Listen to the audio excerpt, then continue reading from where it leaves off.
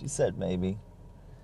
And I found out later that she actually had another guy she was interested in as well. But she was very interested in me. And funnily enough, I had another woman at the time who was into me as well, who I was actually mildly pursuing before I started flirting with my future ex-wife. Literally. And she comes back into the story actually many years later. So the next day, because we saw each other every day at school, at this point we were kind of inseparable. She's like, yeah, I want you to be my boyfriend. And I was like, sweet. In the past when I had girlfriends, I was really shy, but with her, we'd already been talking, and I was just in a super confident place. We just became very affectionate very quickly. And not inappropriately at first. I mean, obviously, we were both, not trying to honor God with our lives, and so over time, we moved into relations. A couple of young people, and hormones, and yeah, it was pretty hot and heavy for a while there.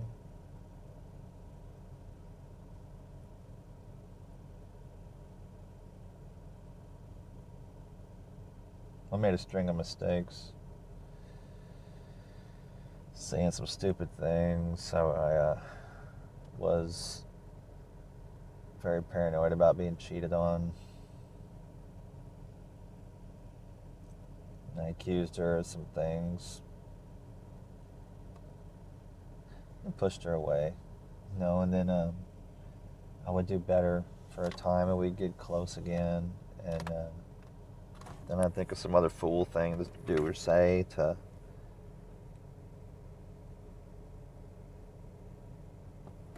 be an idiot.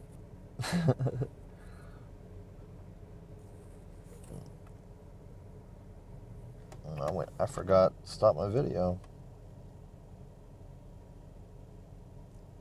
Let's just keep going.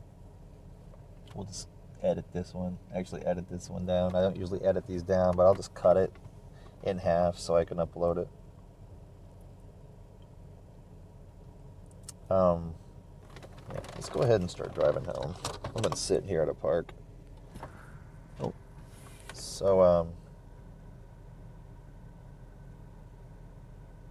I did find out later that my suspicions were right, and she was at the very least making out with a mutual friend of ours.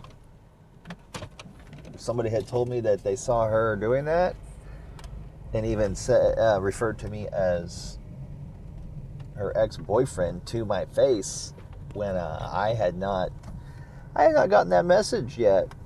And she denied it, but then when we talked several years later after the divorce, and she told me that so that happened. And at one point we got some things went down, and we were not allowed to see each other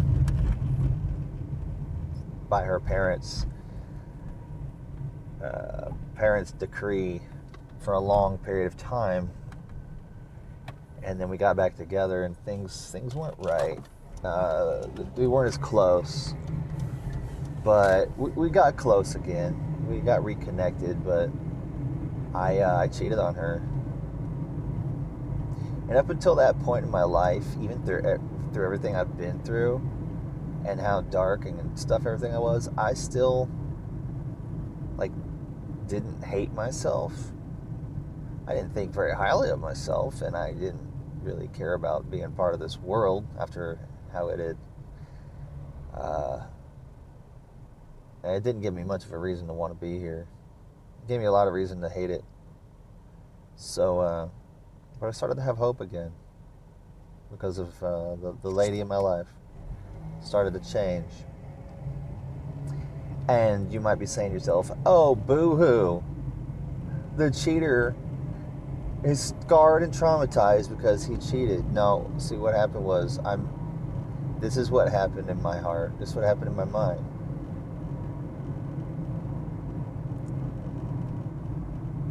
I was very, and this is no excuse, but just to let you know that hurt people hurt other people, and they hurt themselves. I hurt myself. I hurt my conscience by cheating on her, and it wasn't like I was seeing somebody on the side, this and that. It was a one-time thing. I was very intoxicated, and it was wrong. And I knew that I had something very special and a very special love and bond. And I knew that I tainted and destroyed that. And, some people that continually cheat and don't feel remorse, that's the kind of person that, not a lot of people have respect for or sympathy for. I wasn't like that. I had instant remorse, but it wasn't enough to stop me from doing what I did. And I guess you could say the same about me now. Oh, good. Traffic is almost at a complete standstill on the highway. So we got plenty of time to talk. All right. Very good. Very good. There you go. Y'all gonna let me in or okay. So I was devastated. And I told her the next day. I told her. I said I did something. I destroyed our relationship. I ruined everything. I'm so sorry. And I was in tears. I was in tears. I was crying. Man, I didn't even think about how much it hurt her. The man she loves. I wasn't even a man. I was hardly even a man doesn't do that. A man doesn't do that.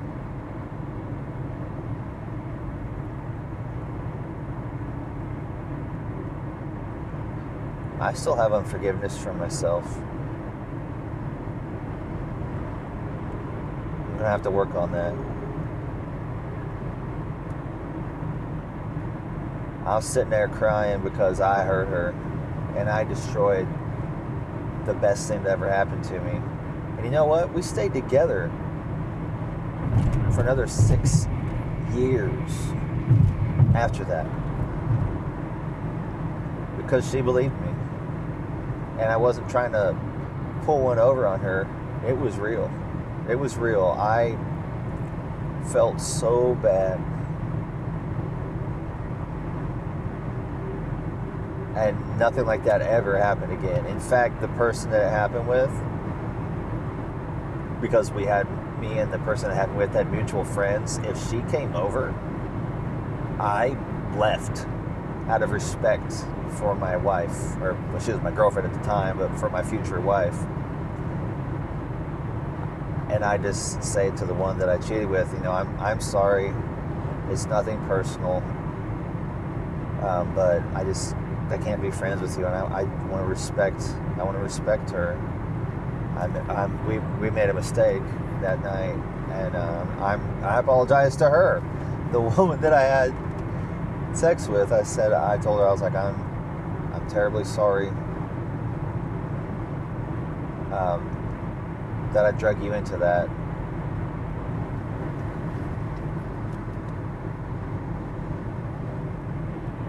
So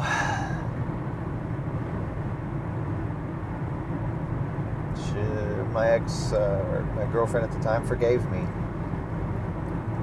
and we began to move forward. We eventually got a place together. The motive for doing so was not good, to say the least. It was not good. She wanted the freedom to be able to come and go as she pleased. She had graduated from high school at this time. I was 21. And I actually had a job, and I was starting to make some decent money at this time. And she said, I want to get our own place. You want to get a place with me? And I was, my intention was to marry this girl. Like, even though I wasn't trying to honor God necessarily, I had a lot of, Christian and conservative values. And I wanted to wait till marriage or until I found someone that I truly loved. Like, I wanted sex to mean something. I didn't want to be banging people.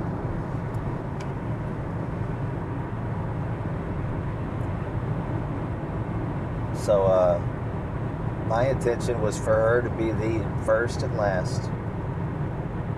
That's all I wanted. Maybe that's something I need to let go of too. That I will not get to have that. Even though that's something God loves and approves of. I need to let go of that dream. Because that dream is no longer possible.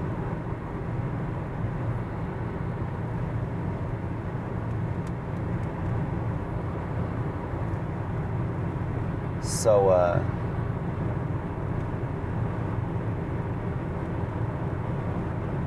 we moved in together.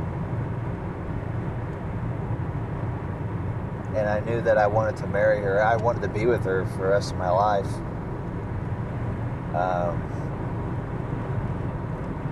And it was fun. It was fun. When we first moved in, that kind of renewed her desire to be intimate with me. And the frequency came back, and things were rocking. She had a decent job. I had an even more decent job. Our expenses and bills were low. We were saving a ton of money. We could do whatever we wanted, whenever we wanted. We had a lot of sex. Life was perfect. And yet,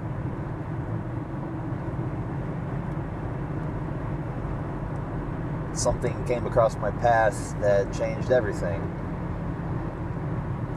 See, at this point, I had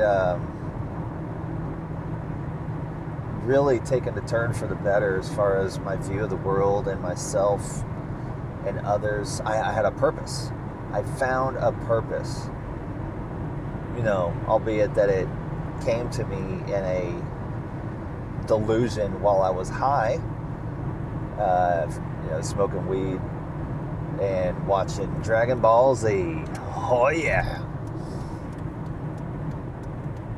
The odds were stacked against Goku. Vegeta was bearing down on the entire planet. He said, I'm going to blow this whole thing up. And Goku was like, yeah, how about no?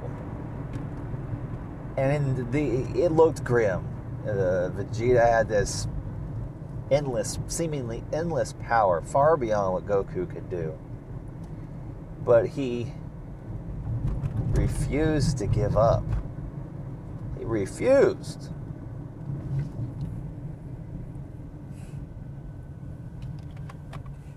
And I had given up. I had given up on myself. I'd given up on life. I'd given up on the world. I'd given up on hope and peace and happiness and all of that. And when this happened, this delusional life change moment happened, I had been with my girlfriend. I'd been with my girlfriend for a couple of years. So she loved me when I was in my darkest.